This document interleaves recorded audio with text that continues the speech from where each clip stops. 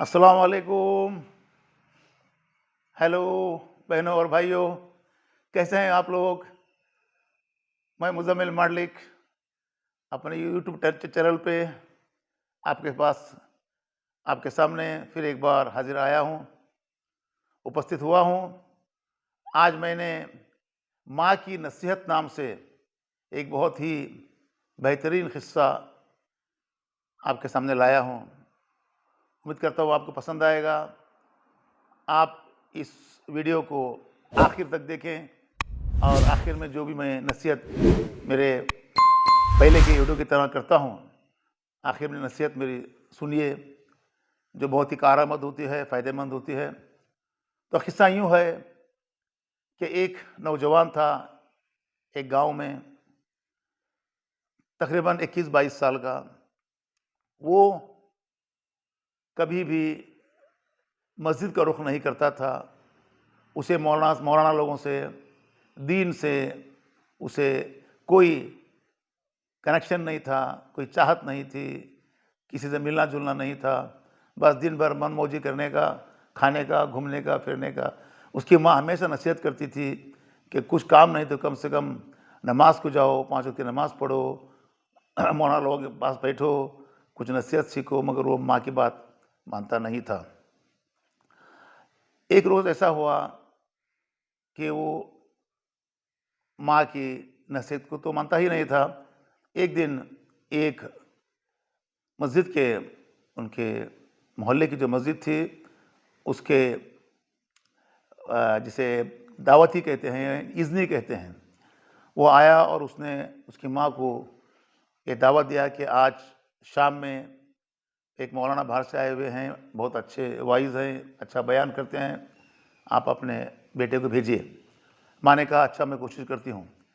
जैसे बेटा दोपहर खाने को आया, माँ ने कहा, बेटा आज एक बहुत अच्छे मौलाना आए हैं, अच्छी वाज़ नसीहत करेंगे, मस्जिद में दावत आई है, दावती आकर के दावत देकर गया है और तुम्हें जाना है। तो माँ का दिल रखने के लिए उसने कहा, हाँ माँ मैं सोचूंगा। फिर शाम में उसकी माँ ने उसको तैयार करके कुर्ता पैजामा पहनाकर, टोपी पहनाकर, माँ ने बड़े ही चाव से उसको मस्जिद भेज दिया। वो कभी मस्जिद का रुख नहीं किया था, ना जुम्मा ना कुछ। जैसे ही वो मस्जिद में गया, जब वाज़ चल रहा था, लोग भरे हुए थे मस्जिद में और बयान भी चल रहा था मौलाना का। मस्जिद के लोगों ने, वो मजमूए ने जब इसे देखा तो उन्हें बहुत ताज्जुब हुआ कि भाई आज ये कहाँ से आ गया। कभी मस्जिद को आने की तो बात दूर, कभी मस्जिद की तरफ देखता भी नहीं था। उन्होंने बड़े खुश होकर के उससे कहा कि आइए आइए आइए।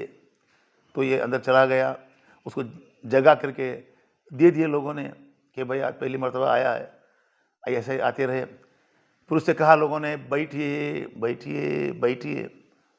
वो बैठ गया। बैठने के बाद मौलाना को बात सुनने लगा। उसके तो पल्ले पड़ता नहीं था, उसको सब बातें हवा में जाने लगी। उसके मगर दिमाग में एक बात थी कि आइए आइए आइए, बैठिए बैठिए बैठिए। उसको बहुत अच्छा लगा। इतनी रिस्पेक्ट, इतनी इज्जत उसको कभी किसी ने नहीं दी थी। मगर वो न चाहते हुए भी उस महफिल में नहीं बैठा और उसका दिल भर गया। तो इधर उधर देखा कि उठने का वो बहाना तलाश कर रहा था, फट से उठा और जाने लगा। लोगों ने उसको देखा तो लोगों ने कहा, जाइए जाइए जाइए। ये निकला मस्जिद से, घर आने तक इसके दिमाग में यही बात घूमती रही, आइए आइए आइए, बैठिए बैठिए बैठिए, जाइए जाइए जाइए। घर गया, माँ को जाकर कहा ऐसा ऐसा हुआ। लोगों ने ऐसा कहा, तुम्हारे कहा तुमको बैठना चाहिए था, तुम क्यों उठ के चले आए। खैर माँ ने सोचा कि चलो इतना ही सही, बेटा कुछ तो जाके आया, देखेंगे रफ्ता रफ्ता उसको आदत पड़ जाएगी। तो ऐसे हुआ कि वो कभी किसी महफिल में नहीं गया था, उसको कोई इज्जत नहीं मिली थी। उसके दिमाग में आइए आइए आइए, बैठिए बैठिए बैठिए, जाइए जाइए जाइए घूमता रहा। वो रात में खाना खाया, सो गया। सोते सोते भी वही ख्याल, उसको वही बातें उसके दिमाग में आती रहीं। तो सो गया। सोने के बाद नींद में भी वही बड़बड़ाता रहा इत्तेफाक की बात यह है कि 3 चोर चोरी करने के गर्ज से उसके घर आए और छत पर चढ़ गए।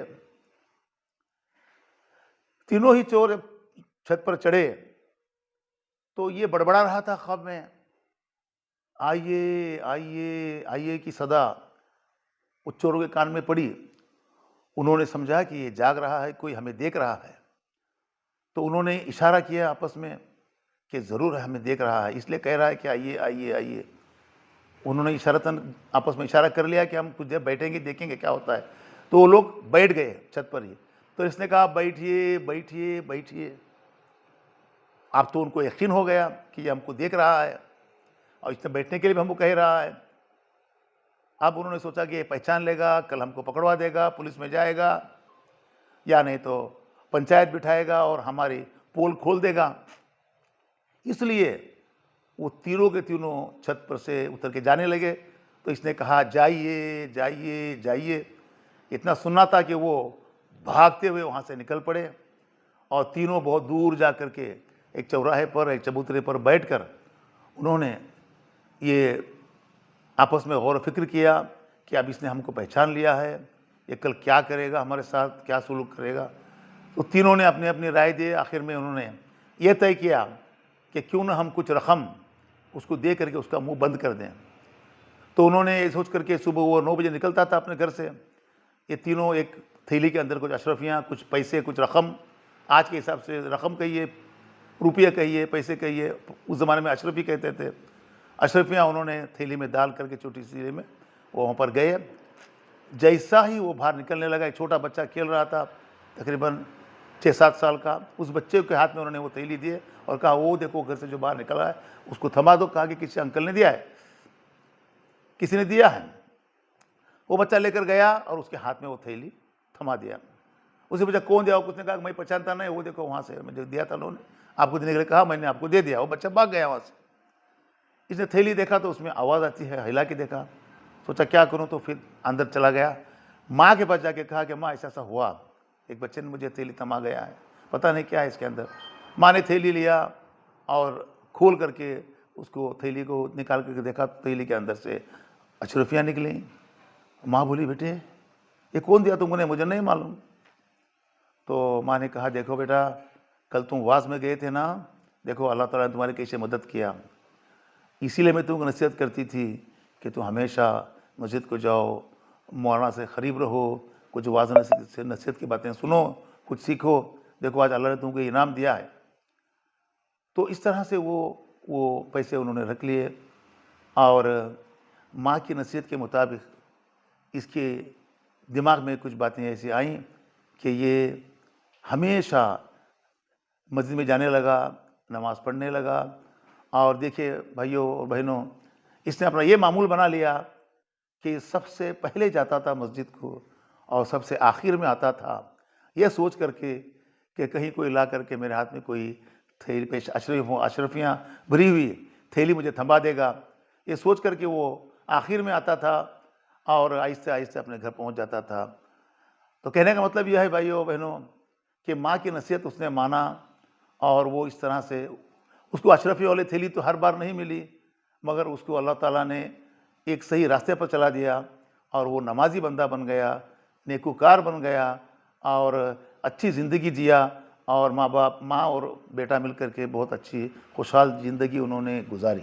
तो भाइयों और बहनों, आज का मेरा पैगाम ये है, ख़ास करके नौजवानों के लिए, कि आप कितने भी मसरूफ़ रहें, कितने भी बिज़ी रहें, थोड़ा सा वक्त निकाल के मस्जिद को आएँ, नमाज़ पढ़ें। जिसने हमें पैदा किया है, जिसने हमें दुनिया में सारी नेमतों से नवाजा है, उस रब्बुल आलमीन को याद करें। देखिए उसने अशरफियों के लालच में वो मस्जिद जाने लगा और नमाज़ें पढ़ने लगा, आदी हो गया नमाज़ों का, उसकी काया पलट गई, उसकी ज़िंदगी में बहार आ गई। कोई मुश्किल नहीं कि आपकी ज़िंदगी में ऐसी बहार आए, अल्लाह ताला नवाज़े आपको। इसलिए मेरे नौजवानों से ख़ास करके गुजारिश है कि अपने माँ बाप की नसीहत को मानें और अपने आप को बदल दें। मसरूफ़ियत के इस दौर में कैसे भी वक्त निकाल करके 5 वक्त नमाज बाजमात अदा करने की कोशिश करें, अदा करें और अल्लाह को राज़ी करें। अल्लाह खुश तो आपकी ज़िंदगी भी बहुत अच्छी गुजरेगी। मैं उम्मीद करता हूँ कि आज की ये मेरा किस्सा, ये वाक़या, ये नसीहत आप तमामों को बहुत पसंद आएगी, पसंद आया होगा। अच्छा, तो अगले वीडियो तक के लिए अल्लाह हाफ़िज़। जय हिंद, जय कर्नाटका। अस्सलामु अलैकुम रहमतुल्लाहि